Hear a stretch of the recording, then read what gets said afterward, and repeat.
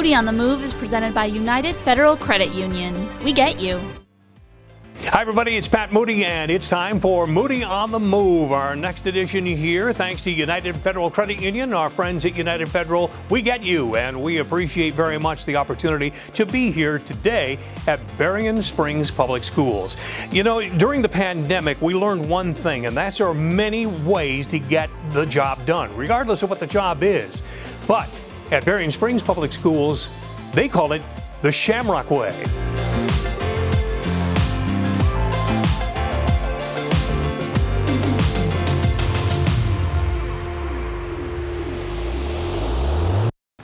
And today we're going to start with the superintendent of schools at Berrien Springs, Dave Eichberg. Dave, thanks for joining us today. Thanks for having us, Pat. So let's talk about this thing called the Shamrock Way. You know, I think I know what you're talking about, and but there's a lot of folks that might wonder what that means. You know, ultimately, we've boiled it down to this simple concept, and that is, it's our desire to meet the learning needs of every student in this school district. And there's many different ways we get at the Shamrock Way, but ultimately that's what it's all about. So let's talk about the Shamrock Way and what that means to an individual, a family here in Michigan's Great Southwest, and for that matter, anywhere, because you're everywhere. Sure. From my perspective and the role that I serve in this district as superintendent, it's really about creating as many options and choices for students about how they learn in our district. We think that it's imperative that families have those choices. We all know that students learn differently in different environments at different rates. And so often I've jokingly referred to Berrien Springs as kind of the Burger King of the public school system. We're okay with people asking to have it their way because our goal is to provide it to them their way. So over the course of the years, you've become a prime example, for my money anyway, of what it means to literally be adaptable to whatever somebody says they want and what they need. And you've done that in town, you've done that online, you've done it worldwide. We have. There's kind of an entrepreneurial spirit that we have in this district. And the entrepreneurial part of it is to look at innovative or out-of-the-box ways that we can present learning options to kids. And so that's led us to be a district that often we refer to as a district of choices, because we offer a lot of different ways for a student to progress through our learning system. So they can do it through online learning, they can do it through blended learning, they can do it through traditional learning. And then there's just a whole breadth of programming that fits under those three big umbrellas that we think provide a lot of different choices for students. Excellent. Emma Haygood, you are the 8th grade integrated studies teacher, World of Work teacher, and K through 12 project lead, the Way coordinator. That's a lot. Talk a little bit about the projects that you provide to the students for this real world experience. Sure. So in 8th grade, we have our integrated studies class, and so I take the content that the students learn in science and social studies and math and English, and we integrate them together into real world projects in which the students have some kind of problem to solve or some kind of product to create. So for example, one of our projects is our entrepreneur project. We talk about different entrepreneurs and the characteristics of being a successful entrepreneur. We interview local entrepreneurs, and then our students come up with a want or need for their target customers, which are primarily middle school students, and they create a product and they sell that product, and we talk about profit and we talk about overhead cost and just everything that goes into starting your own little business. Another project we do is with career exploration, because my 8th graders are going on to high school, and because at Berrien Springs High School they have so many choices, we look at all of those choices. They could be enrolled in dual enrollment courses at LMC or SMC. They could be in career technical education courses throughout Berrien County. They could be at the Math Science Center. They could take Project Lead the Way courses here on campus, the virtual courses that they have options of. So we try to make it as real world. We try to also incorporate what we call the 4 C's, which is communication and collaboration, critical thinking, and being creative. So all of our projects are real world, and then bringing in those 4 C's.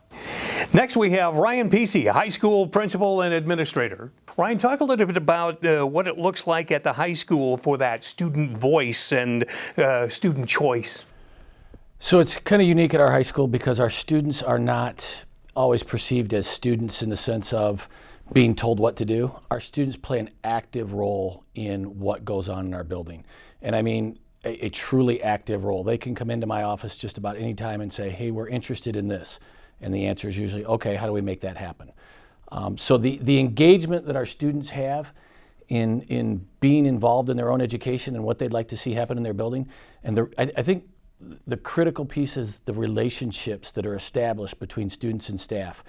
You'll hear students say they don't feel like they're talked at, they're part of the class.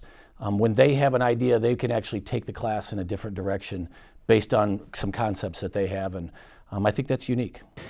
Up next today, we have Crystal Linnell, who is elementary virtual teacher. So, Crystal, you for many years have been a classroom teacher, and now you're a virtual teacher. Talk about the difference between those two and what it means to the student and the parent. Well, what I really enjoy about being a virtual academy teacher is empowering the parents to take a little bit of ownership in their child's learning as well. The kids are home, they're learning virtually alongside their parent. They connect with me through weekly Zoom sessions. We have reading intervention groups. We do informal chats and check-ins. So they're still getting that teacher interaction. And then they are also getting that classroom feel, because during our weekly class meetings, we do a lot of activities together where we brainstorm, we work together, we write together. So they're still getting that community piece of being in a classroom when they're not technically here. Excellent. So that is really the Shamrock Way, Dave, to be able to do literally learn the way that works best for you, teach the way that works best for you, and gain real world experience in the classroom or over your computer. Pat, it's really about a journey that we embarked on several years ago, and that is to move toward a school district that's a competency-based education system.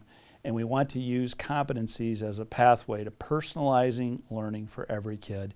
And the foundation of personalizing learning for students is to give them choices and to give them voice. And you just heard that in all three of our previous panelists' descriptions of their roles in the district and how students interact in their programs and in their buildings. We are giving kids choice, and we are giving them a voice in their learning. And that's what all these options are ultimately about. And then we take those competencies, those big ideas, big learning ideas. It's still content knowledge, but we add two other critical pieces to that in our instruction. We create opportunities for them to apply that content knowledge to real world, or as I like to say, personally meaningful experiences, something that the student can relate to personally or the real world.